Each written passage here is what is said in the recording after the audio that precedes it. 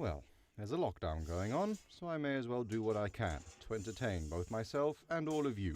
So let's see what little things I can make and show in these weeks. This is a sheet of 75 Ni8, known to the Americans, and thus to most of YouTube, as 15N20.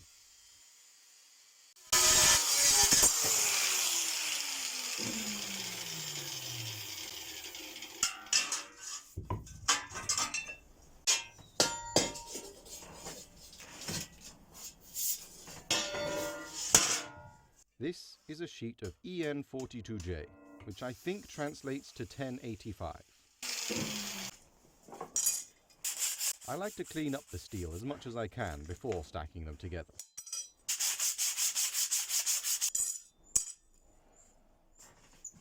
I also like to paint one side of the steels black so that I can keep track of which is which.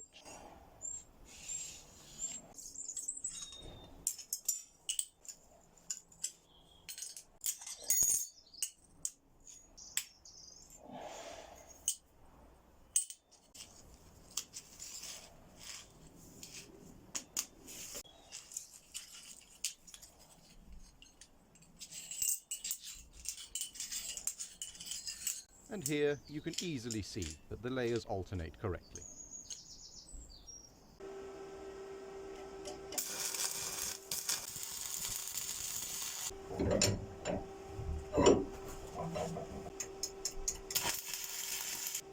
Tack weld the corners together and stick a nice long handle on it. I weld the handles on off-center so that I can keep track of which way the steel is. I don't know if it's actually necessary, but I like to work all sides of the steel as evenly as possible. I start off with the steel on top of the fire instead of inside it to heat it up a lot more gently. It's easy to get an uneven heat in coke forges, so it's important to take your time.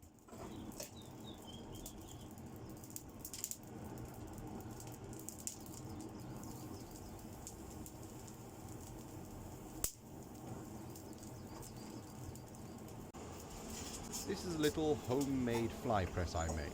I like using it for setting welds because it's very consistent, very even, I can keep my hands away from the incredibly hot steel, and because it doesn't strike, hot flux doesn't splatter everywhere.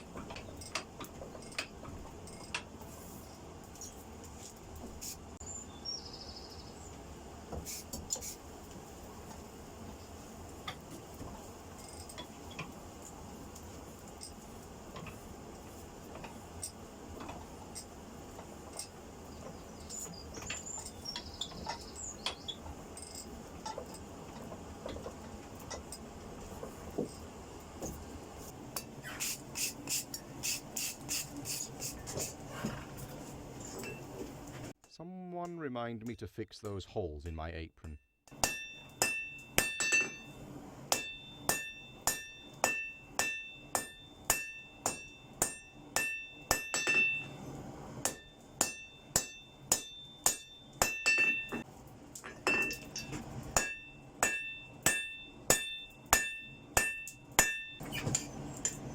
I decided that I'm going to do a twist pattern this time. So after drawing the bar out to about 7/8 square, about 22 millimeters, I rounded off the corners so that they don't crack during the twisting.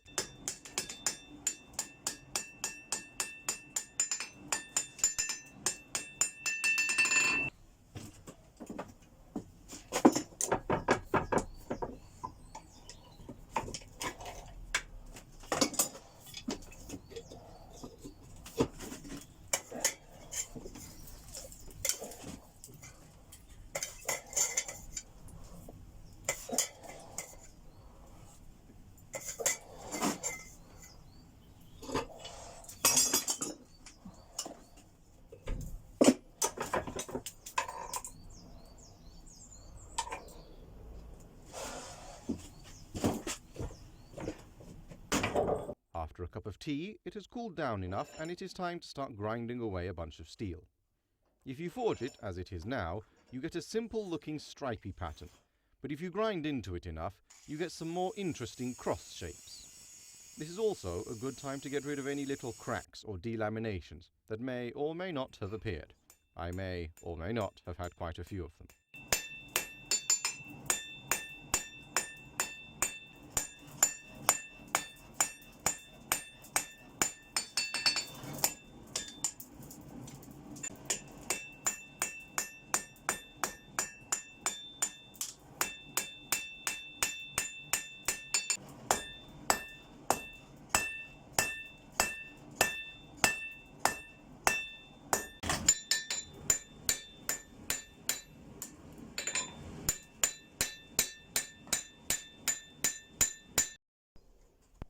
Another cup of tea later, and it's time to do some more grinding.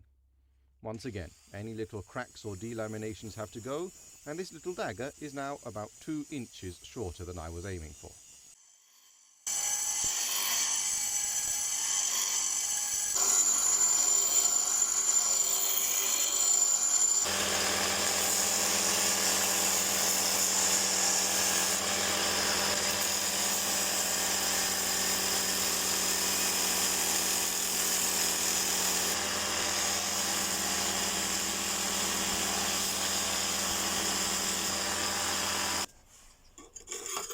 This is a hardened steel file guide. Not as good as the fancy carbide ones, but I only use it with actual files, so it's good enough.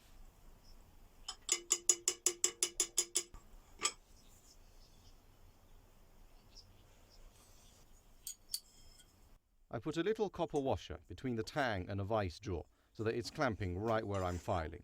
Otherwise, the whole blade will vibrate in lots of annoying and loud ways.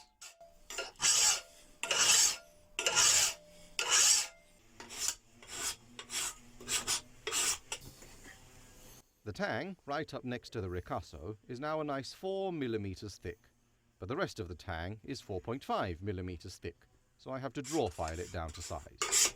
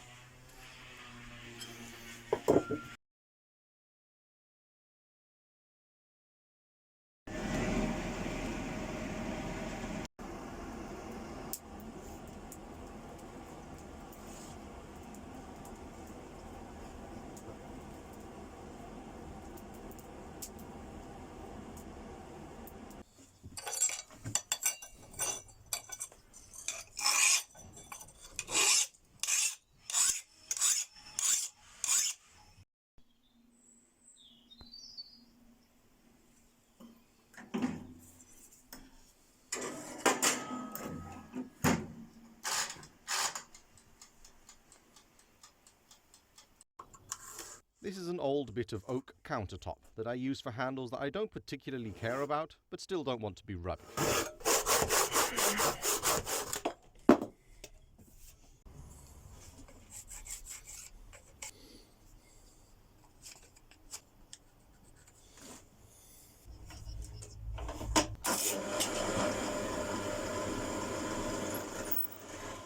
I drill it from both sides with this extra long 1/8 drill bit, and then broke the webbing with a regular length drill bit.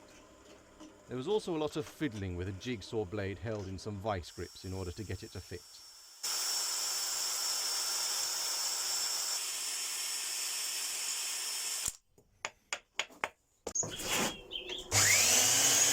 Who needs a fancy 2x72 grinder when you have a really cheap 3x21 held in a vice?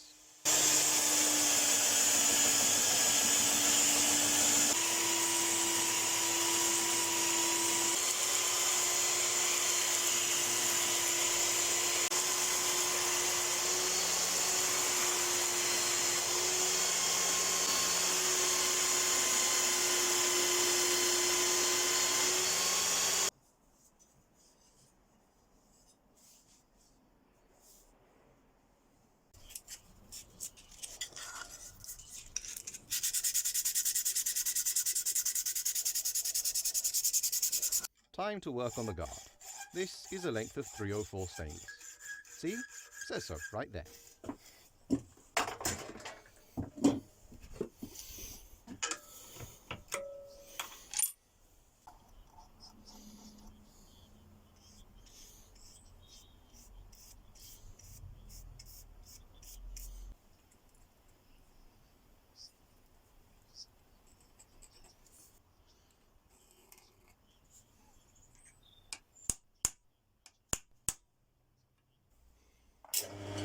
Time to do the same thing I did with the wooden handle, but this time in steel.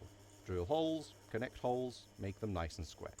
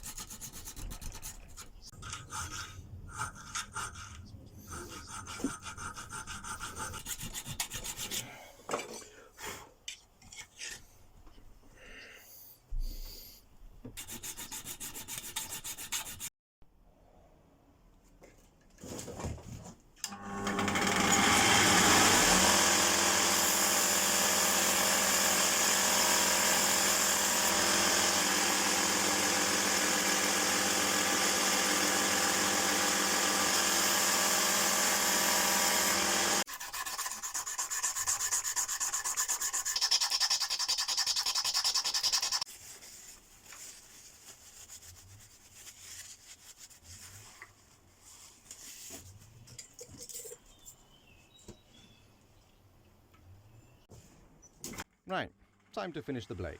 A nice fresh belt and lots of dunking in water to keep it cool.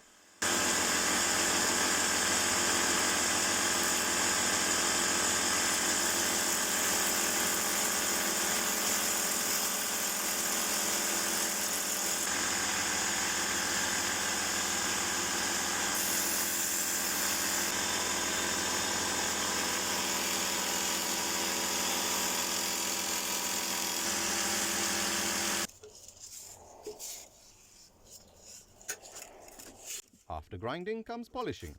The blade is hollow ground, so I've got a sanding stick that has a similar curve to it.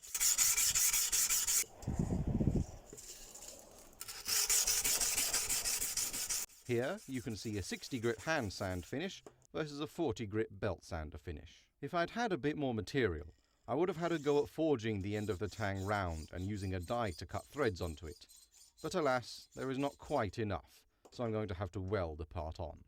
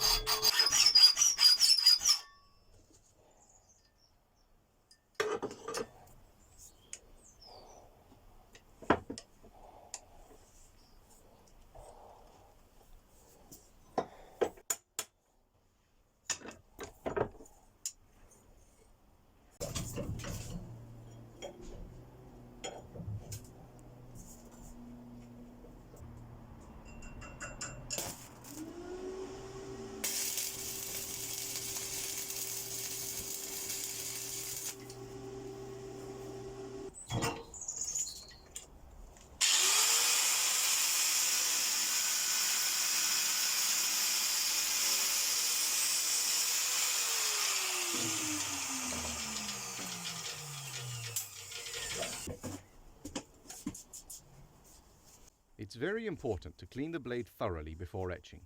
Any dirt, grease or cleaning residue left on the surface will resist the ferric chloride and give you an uneven etch.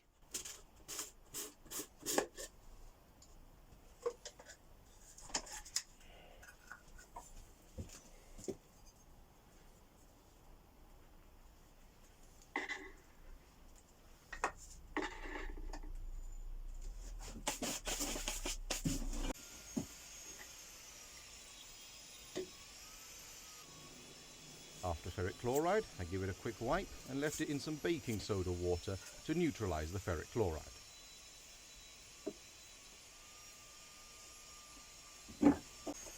After that, it went into some very, very strong coffee for a while.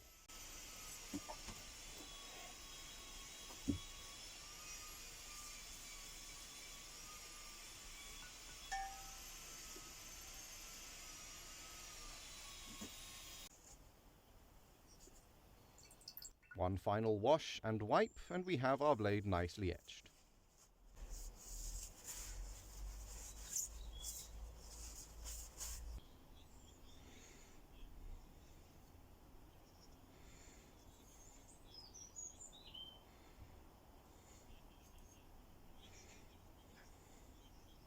Time to put it all together. The pommel is an old doorknob I found lying around that I shaped up a bit and then tapped to match the tang, with a little bit of leather there to make it fit nicely.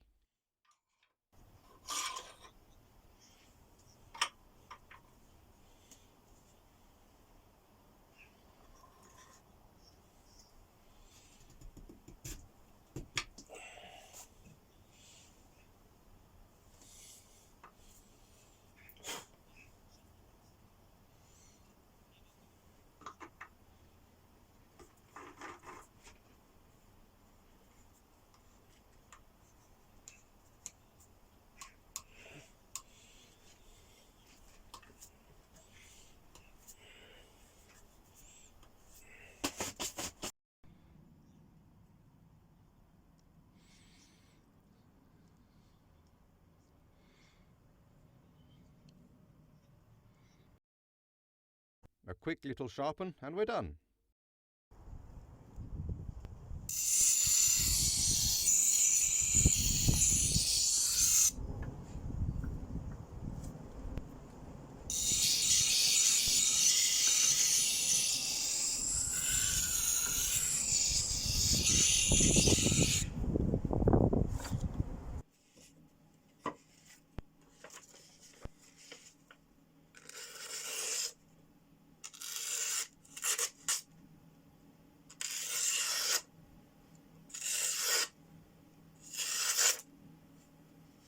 Bah, that'll do.